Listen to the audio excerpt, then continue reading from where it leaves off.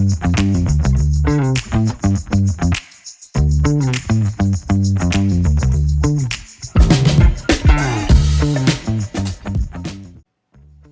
welcome to another one of Rich and Jen's Adventures. And today we are camping in Myrtle Beach with some friends, Jennifer and Dan. And you guys might remember them from our dinner at the Peddler. And of course, we have my husband and partner, Rich. He is going to be helping out today. I'll be Dan's assistant. That's right. So, Dan, tell us what we are camping and what are we making? We're going to pre-make shotgun shells. And what that is manicotti shells stuffed with some ground meat, some other seasonings, and wrapped with baking. And then we're going to put them on the smoker tomorrow night. Ooh, wow. So you actually take all the ingredients, mix them together, and then stuff them in the, manicotti. Yep. Ooh, wow. That sounds really good.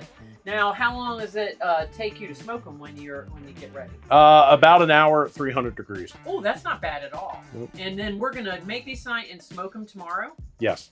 So they're going to do all the work, right, Jen? Yes. You're doing all the cleaning. Hey, wait a minute now. Who said that was going to happen? All right, well, we're going to go ahead and start this recipe, and we're going to show you guys how Dan makes this. And then tomorrow, we will put them on the smoker and show you what they look like when they're done. And we will sample them, and I'm sure they're going to be good. So, are you guys ready? I'm ready. All right, I'm ready. I say let's go. Let's go.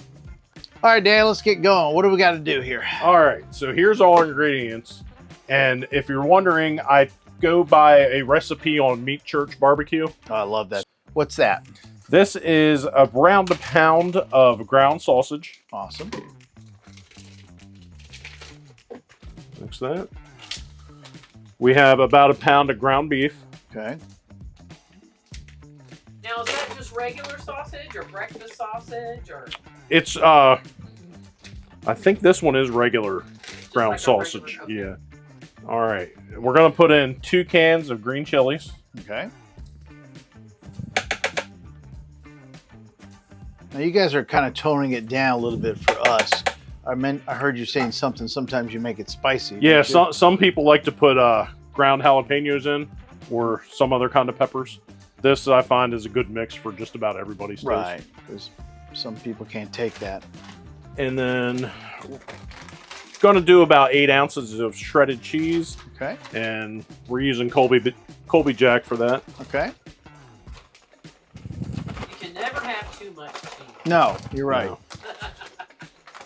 I think we're pretty good with that. And then you can also use pretty much any barbecue seasoning you want. Mm-hmm. This is a pretty popular one.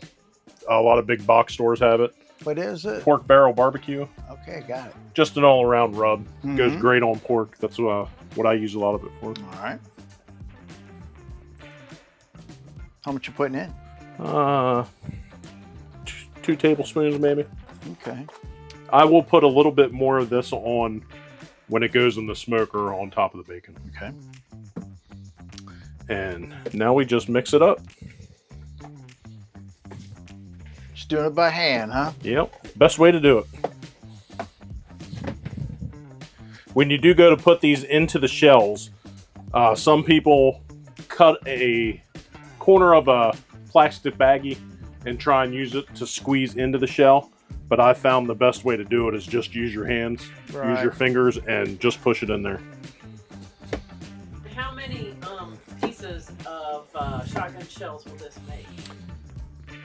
I want to say almost 2 boxes of manicotti. Oh, wow. Wow. So Goes pretty probably far. around 24 maybe. Okay. Ooh, so we're not going to be going hungry. No. No, not tomorrow, and you're going to go home with a couple too. That sounds like a plan. Yeah, I've never had shotgun shells. I've heard about them. I've just never had them. Well, you're in for a treat. That's great. Okay, so you just kind of thoroughly mix it together here. Yep, and I would say that looks pretty good there. All right. Okay, Dan, looks like you've laid out some manicotti shells. And why are we not pre-boiling them? They look pretty hard there. So they're going to get cooked in the smoker, Right? just like all the ingredients on the inside. So some recipes will tell you you can pre-boil these. However, I go by the Meat Church method, and they say to wrap them with bacon and put them in the refrigerator, and they'll soften up a little bit that way. Minimum of 4 hours. They say the best is to do it overnight, so that's what I've been doing, and it turns out great. And that's what we're doing. Okay, so what do we do here? All right, take your shells. All right. Nothing in there now. Right. And we're going to fill it with our meat mixtures. So you're just kind of grabbing it and Yep. kind of shoving it in there. Now I've got it, if you can see. Yeah, almost half, oh, more than half, so really. Turn it around and do from that side. Makes it a little bit easier than trying to go the whole way from one side. So this one's pretty much full. We'll just clean up the ends a little bit. And that way we can wrap the bacon around them when it's time for that. Okay, all right. Well, I'm going to put the camera down and get busy and help you start stuffing these. Sounds good. All right, guys, it looks like y'all are working hard. How is it going? Well, It's going. I'm not doing as good as Dan, but I'm doing it. Oh, yeah, look at that. Y'all are getting it done. Yeah, we got a few. Wow, we're going to have quite a few there. That's I got a gonna be couple in there. I'm taking credit for at least 2 or 3 of them. Yeah, I know you. You probably will have like 3, and he'll probably have like 18. That's about right. Now, when we get done, when you guys get done stuffing those, that's when you're gonna do the next step, which is gonna be to wrap in the bacon. Yes. Sorry. Ooh, yummy, yummy. All right, now I'm gonna let you guys finish up, and then we'll come back and see how you do that. All right. Okay, Dan, looks like we put them all together there. What's the next step? So the next step is, with them together, all filled, we're going to wrap them with bacon. Okay. One piece should cover each manicotti shell completely. All right. What we want to do is not have any exposed areas. That could make it a little tougher when it's cooked. So as long as the bacon is the whole way around, it cooks a lot better that way. And any advice on what type of bacon, thick, thin? You can use pretty much any kind you want. I don't suggest using thick cut just because it takes that much longer to cook. So if you use the thin slices, kind of like this is, it's going to cook a lot better. These are real thin. Yeah, this is some kind of bulk bacon we had in the freezer. I'm not sure exactly what kind. Okay, well, show us how you wrap one. All right, let's see how you do it here. All right. Drape it over. Mm-hmm. And the whole way down the shell. You can pull a little bit if you need to. Just try not to rip the bacon and get it stuck around your finger. And there we go. Okay, so you're not covering the ends with the meat. You're just covering the shell. No. And when they cook, they should stay in there. Okay. You'll have your juices from the meat run out. Mm-hmm. Just like you'd be grilling something, but they'll firm up and cook in the shell. Awesome. Okay, Dan, I'm not going to pat myself in the back too hard, but we did a darn good job there. They're all wrapped up. Yeah, they look pretty good. Everything's ready to go for tomorrow. Mm-hmm. And all I'm going to do is take this over to my camper, Right. cover it up, either saran wrap, foil, whatever you got, and put it in the fridge, let it rest. Until, do you take it out before we smoke? Let it come up, or just go We for can't the fridge? smoke it in the fridge. No. Yeah. Do we rest it out there, or do we just go from fridge to smoker? It can go from fridge to smoker. What I will do, though, is once I get them out, I will put a little bit more seasoning on top of the bacon. Okay, so when we then smoke them. we'll pick this up tomorrow before dinner. Sounds good. All right. Okay, Dan, it is now the next day. They've been resting for, 20 hours maybe. At least. And you brought them out. Let's see what they look like here. All right. So I'm sure the shell is a lot softer, huh? Yeah. You can feel them. Everything is more pliable right now. Right. The shells themselves are not hard like they were yesterday. Right. So what's the next step? we've got our smoker already warmed up to about 300 degrees. Mm-hmm. And we're just going to go ahead and put them on. Okay. That was our extra piece, just in case we had a blowout. Yeah. We'll see what we find as we go through it too. One might break. Okay, looks like we got about half of them on. This is a little travel smoker, which is fantastic since we're camping. And then what you gonna put? What are you gonna do now? Same seasoning we used last night on the ingredients. We're gonna sprinkle over top of what's already on the smoker. Okay. Oh, kind of liberal amount. Yeah. Gives it a good flavor. And check them in about a half hour, but they should be able to go for about an hour till they're finished. And then once they are finished, we'll bathe them a little bit in barbecue sauce, let that tack up in the heat, and then serve them. Perfect. We'll be back in about a half an hour. All right, Dan, it's been 30 minutes. See how they look. All right. Ooh, they're coming along. Now, what are you checking for hot spots on the smoker? Yeah, normally my big smoker at home, I don't have to worry about moving them around. This one, since it's so much smaller, I will probably see how they look. Oh, I'm not burning. No.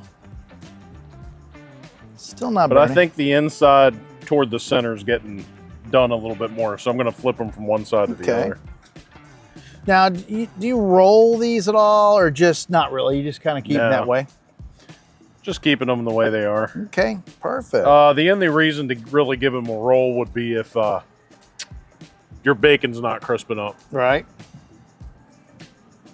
Another half hour, maybe? Yeah, we'll give them at least a half hour, and we might do a temperature check at that time, too. Awesome.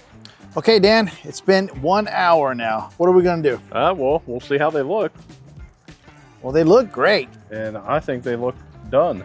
Are you going to? Just to verify, I will take a temperature reading. Okay. And they should be 165. All right.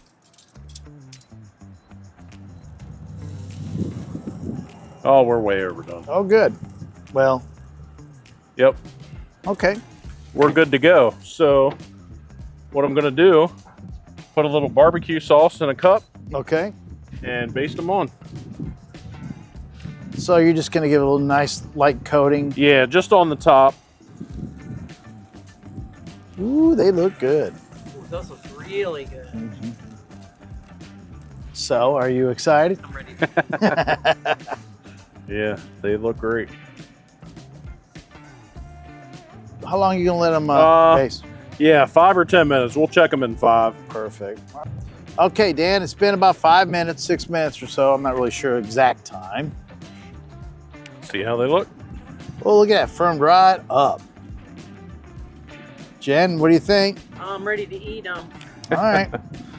So you're going to take these off, and whoa, it's kind of windy here. Yeah, until we get some weight in there, we don't want to lose it. Right. We're going to take these off, and then you're just going to put the other batch on there while we're eating. Yes, sir. That's great. I don't think probably won't be able to eat all these ourselves.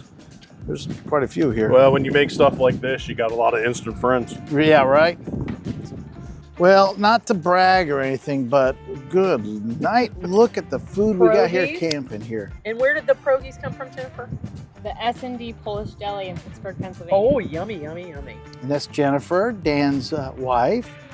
And then we got the shotgun shell and air fried Brussels sprouts and asparagus. And I'm ready to eat. All right. Cut open that shotgun shell. Let me know what you think. Oh my God. Ooh, it's got a crunch. So good. Oh, wow. Look at that. Look at that. Slippery. They are. Appreciate that recipe. Take a bite. See if that's what you're, what it's supposed to taste like. Awesome, awesome. All right, Rich, what are you going to have today? I'm gonna have what Dan made. And Jennifer cooked up those pierogies, and you guys, looks pretty good. All right, well, like you said, it's not mushy, but let's see. Isn't that good? Mm-hmm. That is the neatest flavor. I love it. You're going to have to get you that recipe and start making those for us. We have it. It's on the video. Oh, yeah, that's right. Well, we won't lose it then, will we? Mm-hmm. Well, thank you very much, Dan and Jennifer. We really enjoyed camping with you guys, and we also enjoyed getting that fabulous recipe. And these pierogies are really, really good. Taste the pierogi too, Rich. I don't think I've ever had. The only thing I've ever had is some little store-bought from like Publix or something, and that is so different. Yeah, these aren't Mrs. T's. Oh my gosh, they're so good. That's good. Tastes just like my grandma made them. Oh, that's cool. That's great. Well, guys, I guess we'll see you next time. Bye. Bye.